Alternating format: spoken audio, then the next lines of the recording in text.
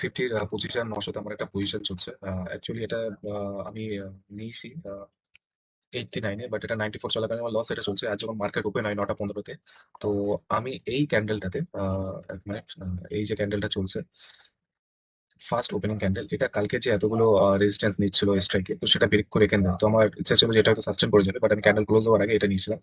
তো যার জন্য বেরিয়ে আসার পেছনে রিজন হচ্ছে এটা ক্যান্ডেলটা এতটাই নিচে নেমে আসে যেটা আমার কোনো কনফিডেন্স থাকে না, আমি বেরিয়ে চলে আসি।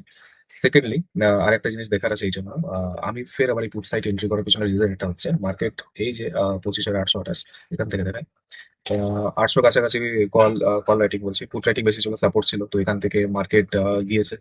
যাবার পরে আগের দিনে যে পজিশন ছিল এফআইআর প্রো, তো তাদেরও পজিশন 42 ছিল। প্লাস এটা যখন যাওয়ার পরে এই যে পুরো ক্যান্ডেলটা আছে 25,953 থেকে 25,910, এই পুরো জিনিসটা না, এই ক্যান্ডেলটা স্ট্রাকচারটা খারাপ করে দেয় বুলিশ সাইডের জন্য। তো কি হয়, যারা সারাদিনে কল সাইডে এটা দেখে যে কল সাইডে এন্ট্রি নেবো বা যারা পুলব্যাক এন্ট্রি করছিল, তা পুরোটা এখানে এসে ট্র্যাপ হয়ে যায়। তো যার জন্য এই যে ক্যান্ডেলটা, এই ক্যান্ডেলটা 40 পয়েন্ট একটা ক্যান্ডেল, যেটা 25,880 ভেতরে আমার নিয়ে আসে, যেটা থেকে আমার কনফিডেন্স আবার আসে, আর যার জন্য আবার আমি সেকেন্ড রি এন্ট্রি নিই এটা। তো এটা আমি এন্ট্রি নিয়ে 89 পয়েন্টে, এখন চলছে 106-7 মতো। চেষ্টা করবো এটা অ্যাটলিস্ট 50 পয়েন্ট মতো প্রফিট নেওয়ার, দিয়ে তারপরে বেরিয়ে যাবে। যে লসটা চলছিল 1100 বা 1000 টাকার মতো, সেটাও আলটিমেটলি কভার আপ হয়ে গেছে। তো দেখা যাক এই ট্রেডটা কি করে।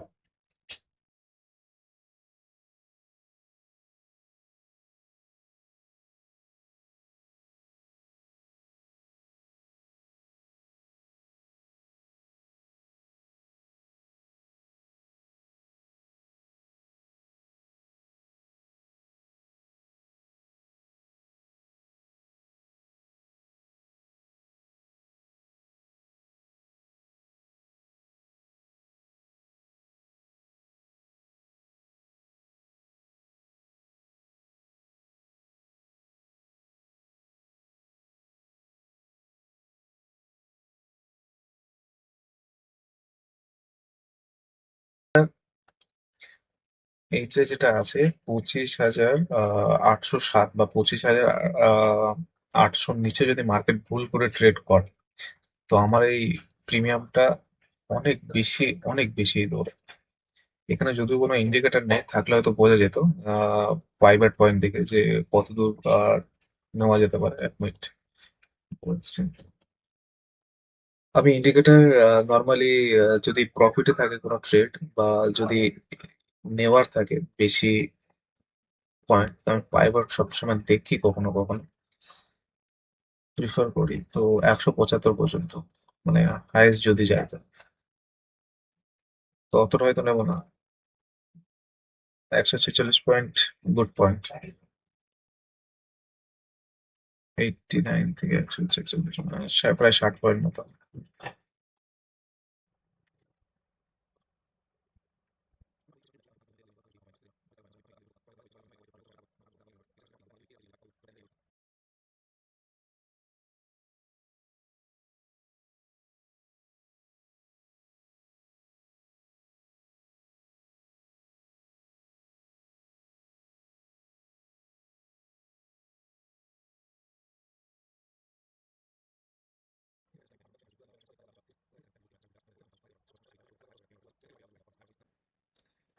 এইটা না, প্রথমে কল, এখানে পুট রাইটাররা বেশি ছিল, এটা যদি একটুখানি পিছনে নিয়ে যায় 25,800 স্ট্রাইকে, তাহলে এটা পুরোপুরি বোঝা যাবে।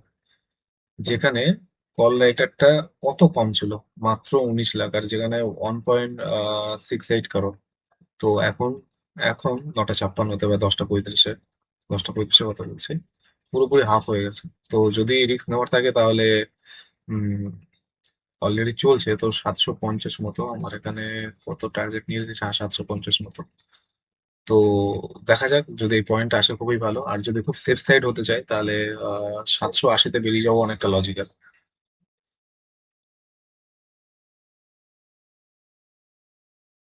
এবার এটা একটু ভলাটাইল হতে পারে। যাই হোক, দেখা যায় এই পজিশন গুলো যদি ছেড়ে যায় তাহলে খুব বেটার হয়। এটা ডিপেন্ড করছে এখন প্রাইস অ্যাকশনের উপরে। এই পয়েন্ট এখন খুব ক্রুশিয়াল হয়ে গেছে, 25,800 পয়েন্ট। এটা ডেলও ব্রেক করেছে ঠিক কথা, বাট 800 780-তে মনে হয় বেরিয়ে যাবো আমি, থাকবো না এই ট্রেডটাতে। একটুখানি অসুবিধা আছে। কারণ এখানে 25,850 আর 25,800 যতক্ষণ না দুই জায়গাতে মোটামুটি একটুখানি সাপোর্ট দেখা যাচ্ছে, বাট যদি একটা স্ট্রং ক্যান্ডেল ক্লোজ করে 25,800 টাকা পুরোপুরি ভাবে কভার অফ করে দেয়, তাহলে আমি একটুখানি থাকতে পারি। নাহলে পরে যদি এন্ট্রি করার থাকে তো পুল ব্যাক আর একটা ট্রেড নিয়ে নেবো।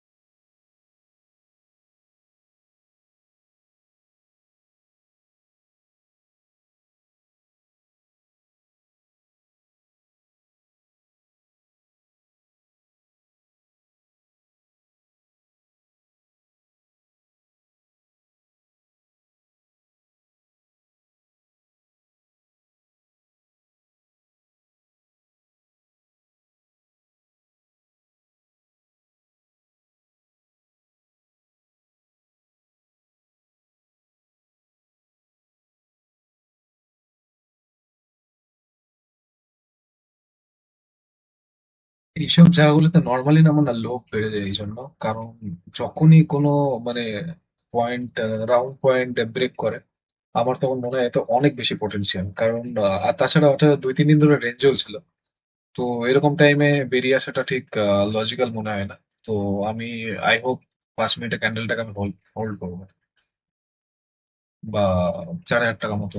বা দেখা যাক কি হয়। ভালোই মুভ করছে, আমার সকাল থেকে এক্সপেকটেশনও ছিল ভালো, কিন্তু মার্কেট খোলার সাথে সাথে এন্ট্রিটা আমার সবচেয়ে বেশি বড় ভুল হয়ে গেছে। এটাই লাস্ট আমার জন্য আজকে ইনাফ।